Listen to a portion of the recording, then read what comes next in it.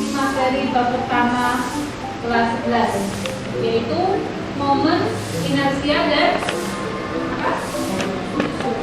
momentum sudut. Dari sini ada 4 kelompok, kemarin sudah dibagi. Apa saja yang nanti akan dinilai? Yang pertama persiapan materi dan pembukaan. Ya, materinya sudah siap. Skornya ada 1 sampai 4.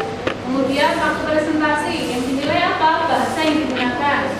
Kemudian suara dan intonasi, jangan terlalu pelan. Intonasi jangan cepet-cepet, ditap-tap apa yang perlu diterangkan dengan misalkan pengertian momen inersia adalah gitu ya, supaya yang mendengar paham. Kemudian penguasaan materinya nanti akan kelihatan pada saat kalian menjelaskan, terutama pada saat membaca soal. Kemudian yang keempat adalah kerapian kesopanan. Insya Allah semuanya sudah harus sopan. Yang membedakan nanti ada di percaya dirinya. Kemudian yang ketiga adalah hasil karyanya. Kerapian itu nanti PPT-nya atau kelompok tampak apapun itu ya. Jadi jangan khawatir kalau ada kelompok ya mungkin kurang menguasai di sini, tapi di sini poinnya bagus, nanti akan pasti terbantu masalah penilaiannya. Kemudian kesesuaian dengan materi.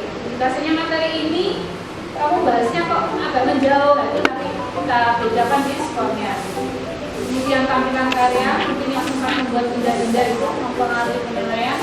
Kemudian kecepatan waktu pengumpulan hasil karya, makanya saya tadi tanyakan siapa yang sudah sampai duluan akan membedakan di skornya. Dan kesiapan, siapa yang lebih siap? Ada pertanyaan?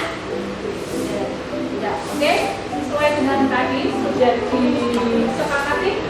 Maka yang pertama adalah kelompoknya Mbak Ana. Warahmatullahi wabarakatuh. Waalaikumsalam warahmatullahi wabarakatuh. Gimana kabarnya semua? Alhamdulillah, Alhamdulillah dalam kesempatan kali ini kita bisa berkumpul di kelas dalam keadaan sehat walafiat. amin. Jadi berdirinya kami di sini akan menjelaskan tentang momentum inersia.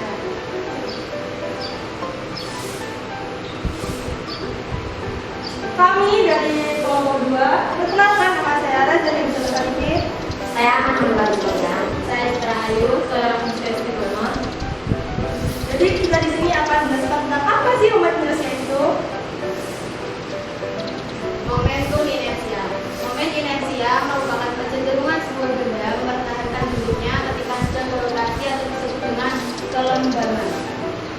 Momen ini bisa juga diartikan sebagai besaran pada sebuah benda dalam mempertahankan kecepatan duduknya. Ada beberapa faktor yang mengaruhi momen inersia, yaitu massa, bentuk benda, letak titik kita, dan jarak dari titik kita. Oleh karena itu, semakin besar inersia yang ada, maka benda akan semakin sulit bergerak. Begitu juga sebaliknya.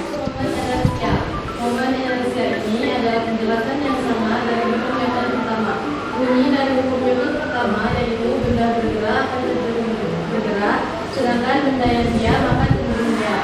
Kecenderungan untuk tetap bertahan itu disebut dengan inersia. Pernahkah kalian melihat sebuah pohon yang berisi buah-buahan dan daun-daunan?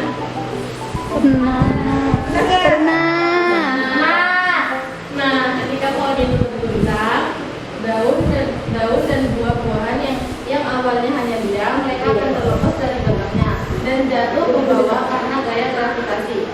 Itulah contoh sederhana dari inersia. Itu momen inersia benda tegak. Jadi benda tegak merupakan benda yang terdiri dari titik-titik atau partikel yang tersebar di seluruh benda. Setiap partikel yang memasukkan benda tersebut memiliki massa dan jarak dari sumber rotasi. Rumus untuk momen inersia benda tegak ini secara umum digambarkan sebagai berikut.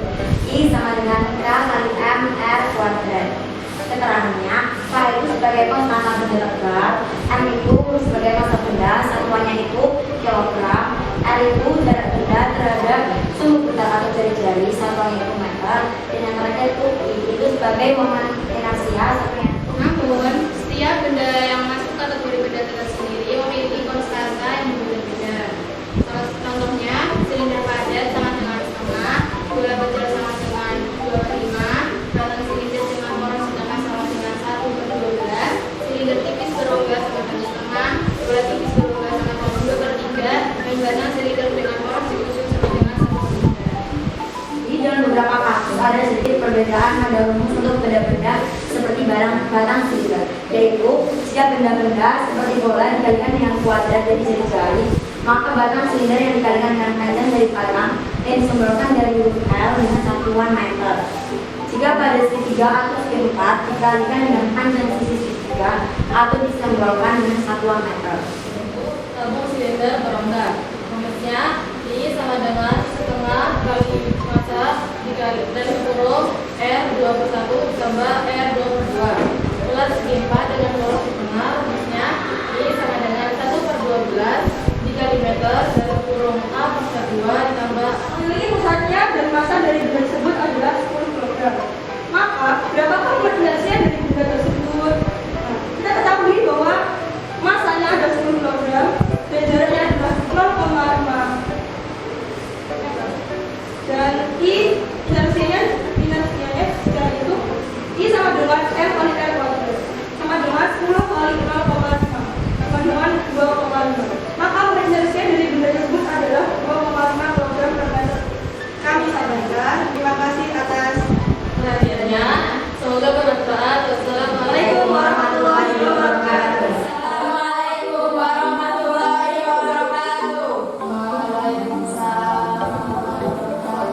Halo semuanya, apa kabarnya? Baik ya. Jadi hari ini kami akan menjelaskan tentang momentum inersia. Tapi sebelumnya kita akan memperkenalkan diri terlebih dahulu. Saya Elizabeth Denova. Saya Safira Jenderal Madani. Saya Mela Sukasela. Saya Eka Margardiana.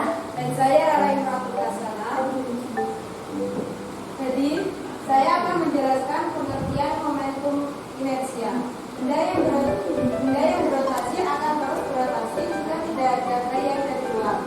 Momentum inersia disimbolkan dengan I besar, merupakan ukuran yang menyatakan ketebalan suatu benda terhadap gaya luar. Rumus momentum inersia dibagi menjadi dua, ada yang secara matematis dan ada yang secara benda yang berbeda. Kalau yang secara matematis itu rumusnya I sama dengan M kali R pangkat 2. Kalau yang benda berbeda itu rumusnya I sama dengan kilometer kali R pangkat 2. Keterangannya I sama dengan momentum inersia, satuannya adalah kalau R sama dengan dari rotasi, satuannya R. K adalah konstantan inersia yang tergantung pada bentuk benda dan sumber rotasinya, sama dengan D. K sama dengan setengah. Jika ada beberapa partikel, maka I K sama dengan 1 I1 ditambah I2 ditambah I3 ditambah dan seterusnya. Contoh soal 4 partikel masing-masing bermassa M. Hubungkan dengan batang dengan yang tidak bermassa.